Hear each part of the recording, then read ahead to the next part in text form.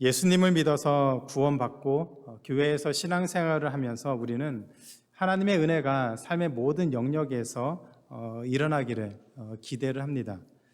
소위 말해서 꽃길만 걷기를 소원하면서 신앙생활을 하게 되죠.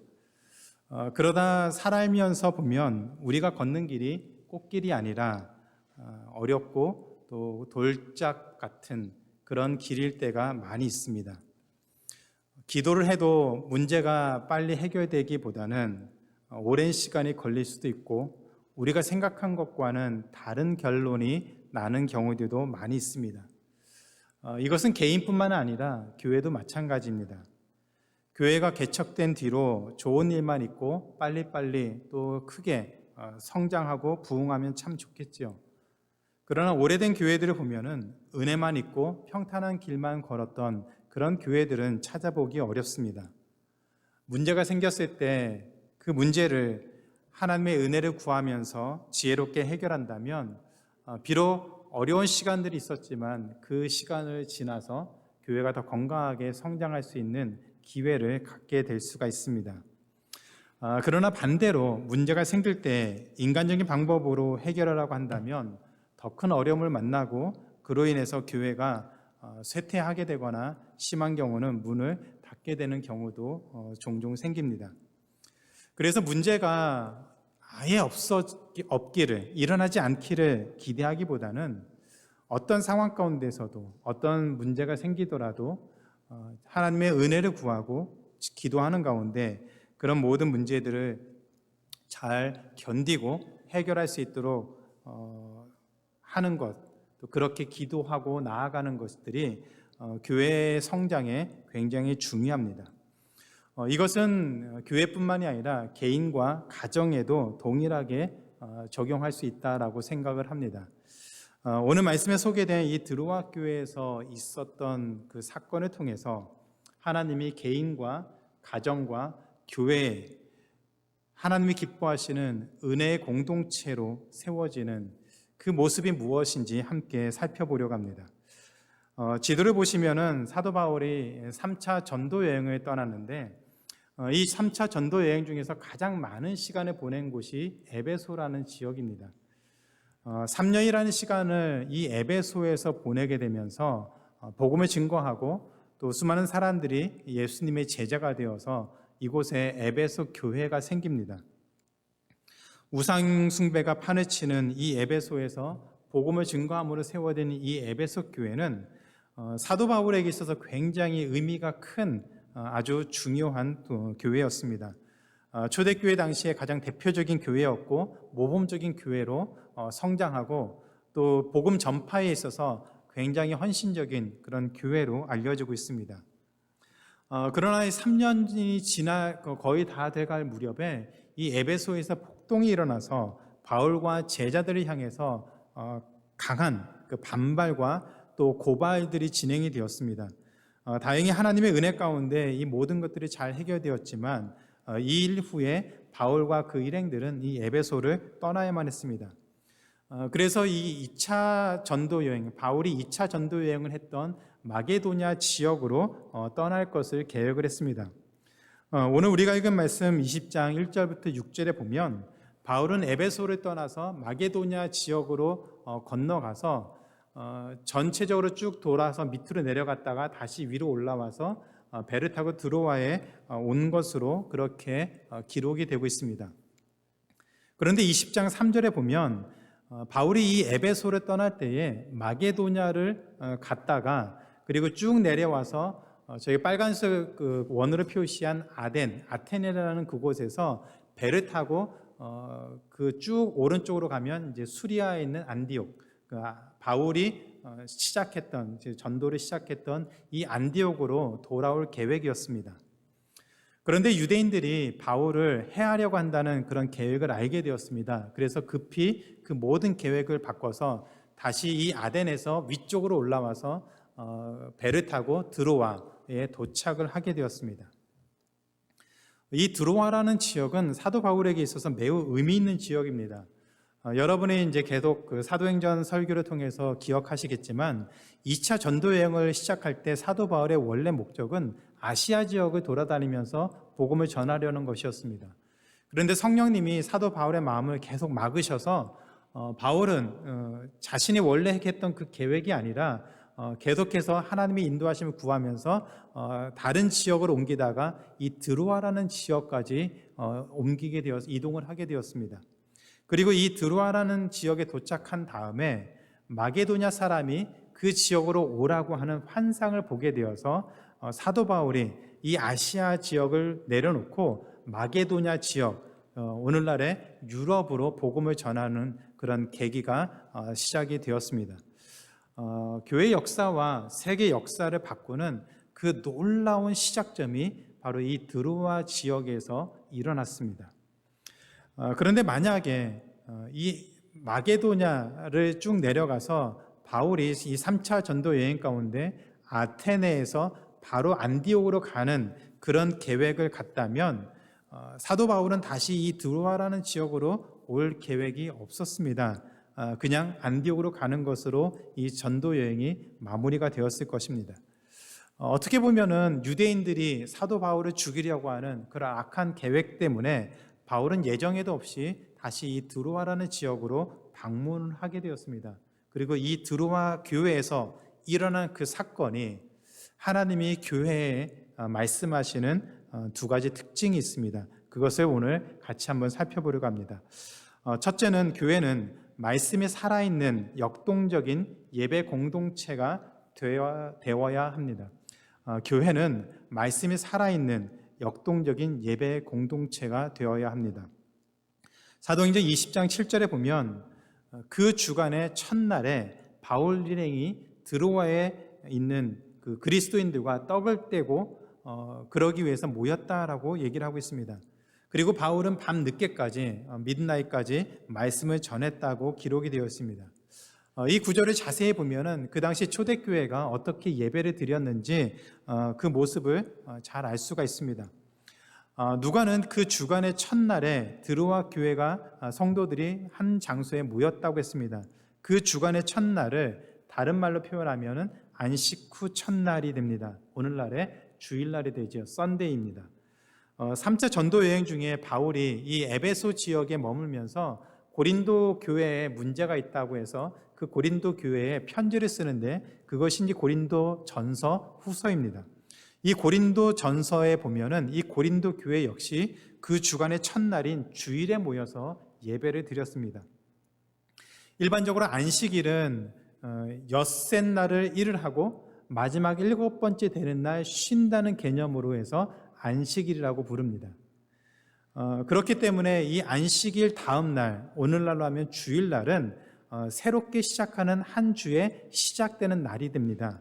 그래서 누가가 이 날을 기록할 때 안식 후 첫날 또는 그 주간의 첫날이라는 개념을 사용해서 그것이 오늘날 주일의 시작이 되었습니다. 그래서 우리는 주일날을 일주일의 첫날로 그렇게 생각을 하고 함께 주일에 모여서 예배드리고 교제하고 말씀으로 훈련을 받아서 한 주간 살아갈 힘과 은혜를 얻으면서 지내는 것, 그것이 우리에게 굉장히 큰 의미가 있습니다. 사도행전 20장 6절에 보면은 바울은 드로아에서 일주일을 머물렀다라고 했습니다. 이것을 계산해 보니까 아마 화요일에 도착해서 월요일에 드로아를 떠나는 그런 일정이었던 것 같습니다. 그런데 당시에는 주일이 쉬는 날이 아니었습니다. 오늘날은 주일날 많이 쉬기 때문에 그냥 아침에 모여서 예배를 드릴 수 있지만 그 당시에는 주일이 쉬는 날이 아니었기 때문에 하루 종일 일을 하고 그리고 저녁이 되어서 예배를 드리기 위해서 모일 수가 있었습니다. 그런데 바울이 월요일날, 그 주일날 다음인 월요일날 이 드로아를 떠나야 했기 때문에 이 드로아에 있는 성도들에게 말씀을 전할 수 있는 시간이 많지 않았습니다. 그래서 부득이하게 주일 저녁에 모인 다음에 밤 늦게까지 말씀을 전했습니다. 그리고 그곳에 모인 드로아 성도들은 늦은 시간까지 말씀을 경청했다라고 기록이 되어 있습니다. 오늘날은 참 보기 힘든 그런 모습이 있죠. 어찌 보면 예배가 길어지고 설교 시간이 길어지면 아마 여러분들 개인적인 스케줄 때문에 마음에 좀 불편함도 있을 것 같습니다. 그런데 이 당시에는 이 예배를 위해서 저녁에 모여서 밤늦게까지, 그리고 결과적으로 그 다음날 새벽까지 꼬박 그 모든 시간 하나님 말씀을 같이 나누며 권면하며 교제하는 그런 은혜의 공동체의 모습을 보여주고 있습니다. 20세기의 가장 뛰어난 설교자인 마틴 로이드 존스 목사님이 부흥에 대해서, 리바이벌에 대해서 이런 말씀을 하셨습니다. 사람은 복음주의 운동을 일으킬 수 있습니다. 그러나 그것은 부흥이 될 수 없습니다. 성령이 사람들과 온 교회와 교회들에 임하는 것이 부흥의 핵심입니다. 그런데 성령의 역사는 말씀을 통해서 일어납니다. 이것을 가장 잘 보여주는 것이 한국 교회의 부흥의 현장이었습니다. 한국 교회가 성장할 때 여러분 많이 또 다녀보시고 또 예배를 통해서 참여하셨을 텐데 부흥회라는 것이 유행을 했습니다. 그런데 대부분의 부흥회는 간증 집회의 성격을 띱니다. 목사님이 오셔서 내가 이렇게 살았더니 하나님이 이렇게 큰 복을 허락해 주셨습니다. 그러면 아멘 아멘 하면서 많은 사람들이 그런 은혜를 받기를, 누리기를 기대하면서 부흥회에 열심히 참여를 했습니다. 그런데 부흥회가 한창 유행하기 훨씬 전에 한국 교회에는 사경회라는 것이 있었습니다. 1888년에 세문안교회를 섬겼던 언더우드 선교사님이 한국 사역자들을 집으로 초대해서 한 달 동안 집에서 말씀을 가르쳤습니다. 이것이 사경회의 시작이 되었습니다.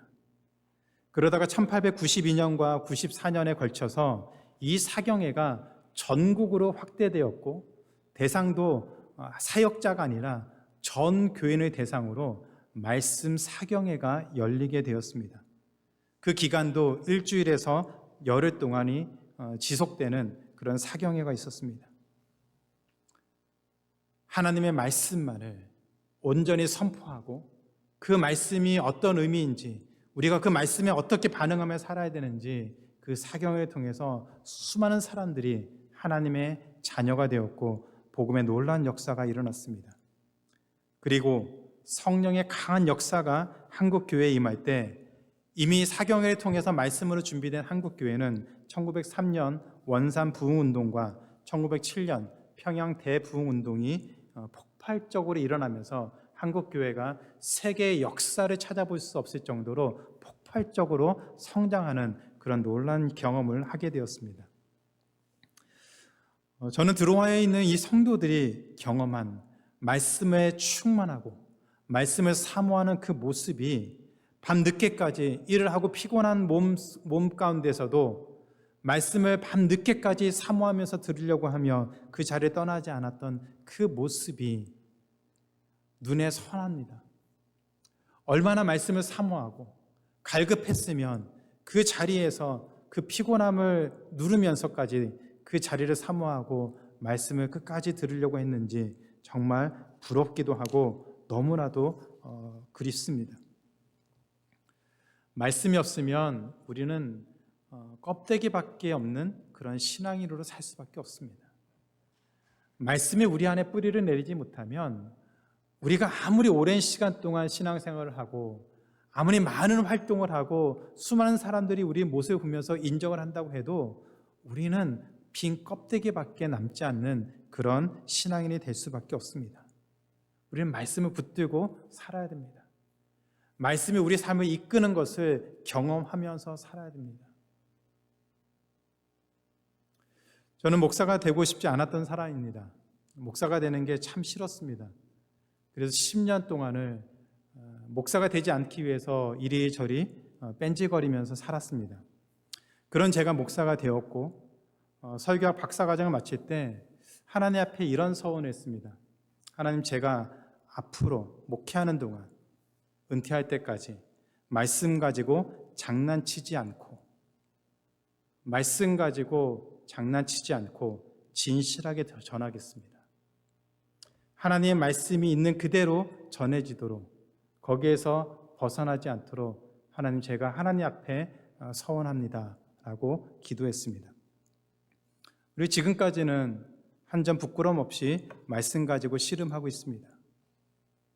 왜냐하면 말씀 밖에는 저와 저희 가정과 교회를 바꿀 수 있는 것이 없기 때문입니다.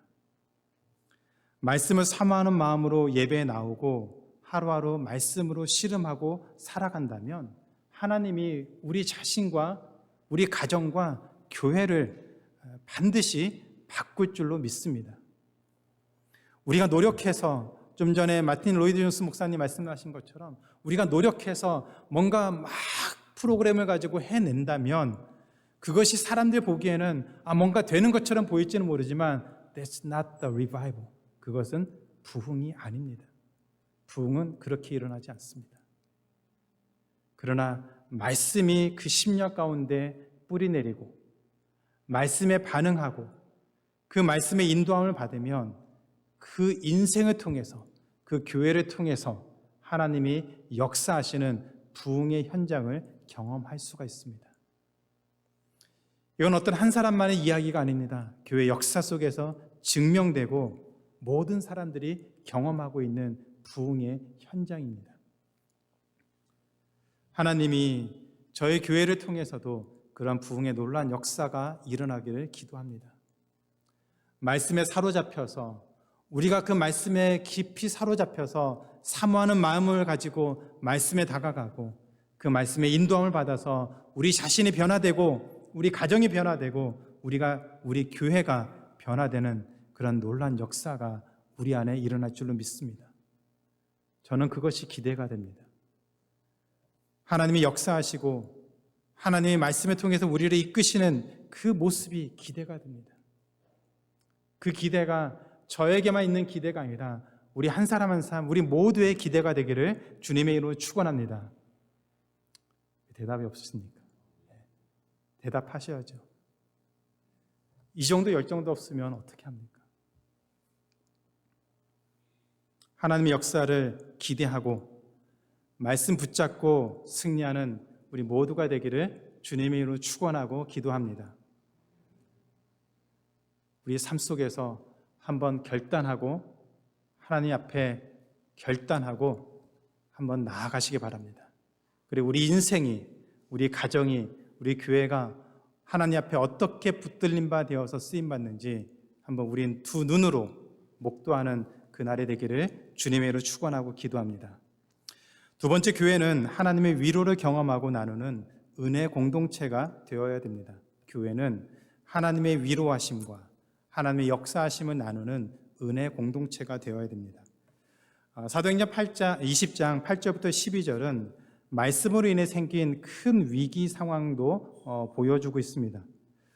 좀 전에 말씀드린 것처럼 바울은 주일날 예배를 드리고 월요일날 드로아를 떠나야 됐습니다. 그래서 주일 저녁 외에는 말씀을 나눌 기회가 없었습니다. 그래서 급한 마음에 또 간절한 마음에 어떻게 해서라도 말씀을 더 나누고 싶어서 밤 늦게까지 말씀을 전했습니다.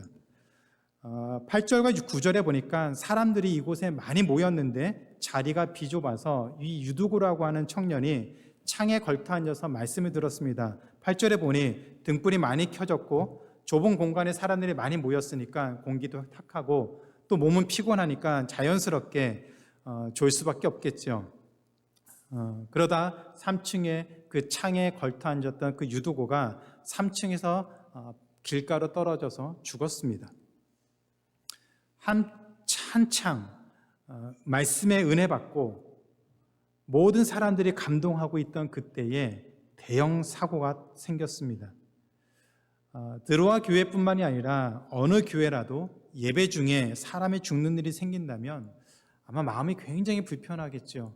하나님께 예배드리는 이 자리에 누군가가 죽는다면 우리 마음에 굉장히 큰 트라우마가 생길 수 있고 큰 어려움이 생길 수 있습니다.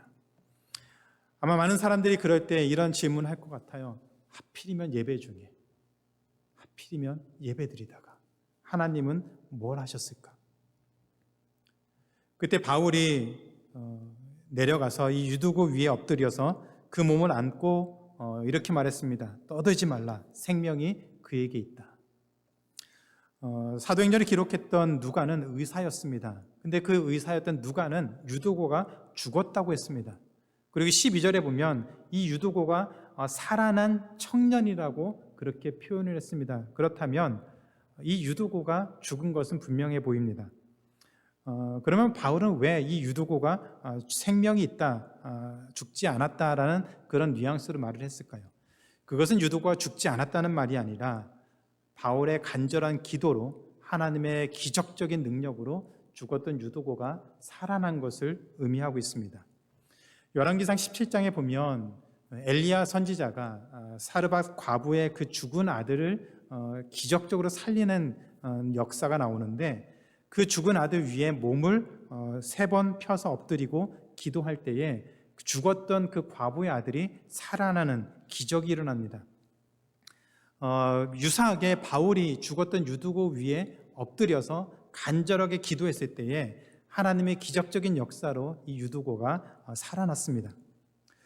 비록 한 절이라는 그 짧은 그 말씀이지만 유두고가 떨어져서 죽었고 그리고 바울의 기도로 살아날 때까지 상당히 많은 시간들이 흘렀던 것 같습니다. 그때 바울이 사람들에게 한 말이 이것입니다. 20장 10절인데 떠들지 말라 생명이 그에게 있다. 아마 사람들이 비명을 지르고 아마 난리가 났을 것 같습니다. 왜 안 그렇겠습니까? 그런데 그런 사람들에게 사도 바울이 조용히 있어라, 하나님이 일하시는 것을 기다리며 조용히 기도하라는 그런 말을 전했습니다. 만약 유두고가 죽었다고 난리를 치며 동네방네 소문을 내고 다닌다면 드로아 교회는 굉장히 큰 어려움에 처할 수 있었겠지요. 그래서 사도 바울은 그곳에 모인 사람들에게 조용히 기도하며 기다리라고 했습니다. 그리고 사도 바울의 기도로 인해서 하나님의 놀라운 역사가 임했고 죽었던 유두고가 살아나며 그 모든 교인들이 함께 기뻐하고 날이 새기까지 밤새도록 하나님이 주신 그 은혜를 나누고 말씀을 나누고 교제하며 그것이 드로아 교회 교인들에게 큰 위로가 되었다라고 얘기를 하고 있습니다. 얼마나 은혜롭고 얼마나 아름다운 모습인지 모르겠습니다. 그런데 그 모습이 되기까지 굉장히 큰 시련도 있었던 것을 우리는 보게 됩니다. 은혜가 넘치는 공동체가 무너지는 것은 순식간입니다. 교회를 세우는 것은 오래 걸리지만 교회를 무너뜨리는 것은 순식간에도 일어날 수 있습니다. 그 중에 가장 조심해야 되는 것이 가십이죠. 잠언 6장 16절부터 19절에 보면 하나님이 미워하시는 것에 대한 이야기가 있습니다. 같이 한번 읽어보겠습니다. 시작.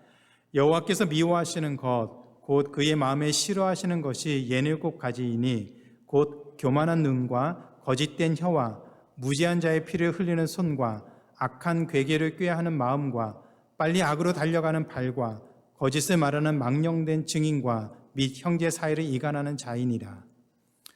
하나님이 싫어하시는 것, 미워하시는 것이 7가지가 있는데 그 중에 4가지, 제가 붉은 글씨와 밑줄 친 것이 4가지인데 이 4가지는 모두 말과 관련된 것입니다. 야고보서 3장 1절부터 12절에서도 말과 혀가 얼마나 위험한 것인지 잘 설명하고 있습니다. 문제가 생기면 교회는 말로 떠들고 다닐 것이 아니라 기도해야 합니다. 사도 바울이 얘기한 것처럼 조용히 있어라, 가만히 있어라, 흔들리지 말고 소란 피우지 말고 가만히 있어라. 하나님이 이 문제를 풀고 가실 것을 믿고 기도하며 기다리는 것이 성도의 삶입니다. 그런데 이것을 기회로 삼아서 거짓을 말하고 다니고 누군가를 정죄하면 교회는 반드시 어려움을 경험할 수밖에 없습니다. 아마 바울의 경고가 없었다면 사람들은 이런 얘기들을 했을 것 같아요. 바울이 너무 설교를 길게 했어. 아무리 말씀이 좋아도 그렇지 어떻게 밤 늦게까지 그 피곤한 사람들 모아놓고 밤 늦게까지 설교하고 좀 눈치 보면서 해야지. 바울 책임이야. 또 어떤 사람들은 아마 유두고를 정지했을 것 같아요. 아니, 예배 시간에 어디서 건방지게 창터에 앉아가지고 예배 드리냐고. 그러다 떨어졌으니 그거 하나님이 치신 거야. 이런 얘기들을 하는 사람도 있을 것 같습니다. 아마 온갖 얘기들을 만들어 가면서 우리 마음을 불편하게 하는 그런 모습들이 있지 않았을까 생각합니다. 공동체 안에서 신앙생활을 하다 보면 예상치 못한 일이 생길 수 있습니다. 성도들 간에 갈등이 생길 수 있습니다. 아무 문제 없어 보이는 개인이나 가정에서 갑작스럽게 비극적인 또 어려운 일이 생길 수 있습니다. 교회에서 수련회나 어떤 행사를 진행하다가 불의의 사고가 생길 수 있습니다. 우리가 뉴스에서 보는 것처럼 총기 사고도 생길 수 있고 교통사고로 인해서 참 안타깝게 사망하는 그런 사고도 생길 수 있습니다. 그러면 어떻게 해야 되겠습니까? 그런 일을 경험하고 그런 일을 당할 때 우리는 어떻게 해야 되겠습니까? 하나님의 도우심을 구하며 하나님께 입을 열고 사람들에게는 입을 닫아야 됩니다. 교회의 어려움을 가십거리로 만들어서는 안 됩니다. 조용히 기도의 자리로 나아가서 하나님의 은혜를 구해야 됩니다. 그래서 가십이 아니라 은혜를 나누는 공동체가 되어야 합니다. 저는 메릴랜드 크리스찬 교회가 은혜를 나누는 은혜 공동체가 될 줄로 믿습니다. 이미 된 줄로 믿습니다.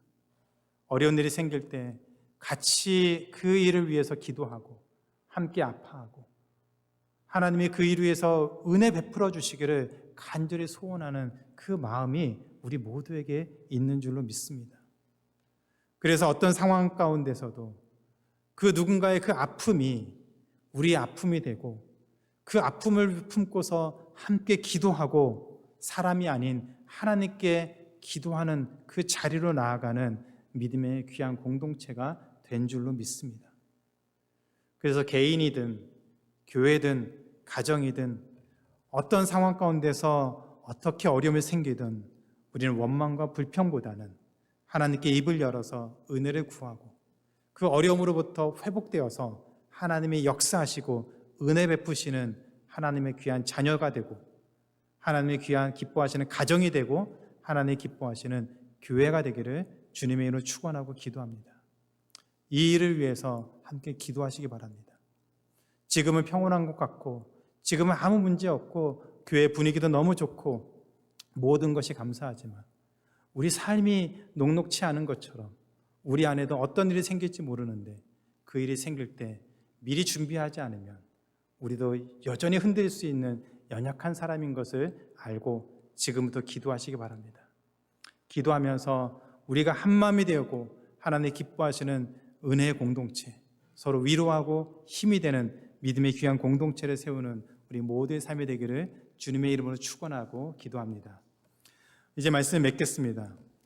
사진에 보시면은 제가 예전에 신안도에 그 등산에 갔다가 찍은 사진입니다. 멀리서 보면은 별 문제 없습니다. 봄이 막 시작할 때 찍은 것이라서 잎이 아주 무성하진 않는데 그냥 잘 자란 크고 잘 자란 나무입니다. 그리고 잎이 조금씩 나고 있습니다. 그런데 가까이 가서 보니 그 나무가 멀쩡하지가 않았습니다. 다음 사진 보시면은 그 나무의 그 밑둥이 완전히 반 이상이 없어지고 썩어서 없어지고 또 어떤 나무는 그 줄기 그 통째로 공간이 생기는 그런 모습이었습니다. 오래된 나무를 보면 매끈하게 쭉쭉 자란 나무가 없습니다. 군데군데 생채기가 나 있습니다. 큰 홀이 생기기도 하고 꺾인 곳도 있습니다. 그래도 매년 봄이 되면 거기에서 푸른 잎이 나고 생명을 마음껏 드러내는 것을 우리가 보게 됩니다. 우리 인생도 우리 교회도 그렇지 않을까라는 생각을 해봅니다. 문제가 없이 평탄하게 살아가는 사람이나 교회는 없습니다. 그러나 문제가 하나님의 은혜를 경험하는 기회로 만드는 개인이나 교회는 많이 있습니다. 오늘 살펴본 드로아 교회가 그랬습니다. 저는 우리 교회도 은혜를 경험하는 교회라고 생각합니다. 메릴랜드 크리스찬 교회가 성도님들이 말씀 붙잡고 씨름하고 예배를 사모하는, 말씀의 능력을 붙들고 사모하는 예배 공동체가 되기를 기도합니다. 메릴랜드 크리스찬 교회가 모든 순간 하나님의 은혜를 경험하고 고백하는 은혜 공동체가 되기를 기도합니다. 그리고 우리 모두 말씀의 능력을 경험하고 하나님의 은혜를 고백하는 그 믿음의 사람이 되어서 세상에서 승리하며 사는 우리 하나님의 귀한 자녀, 또 가정, 또 믿음의 귀한 교회가 되기를 주님의 이름으로 축원하고 기도합니다.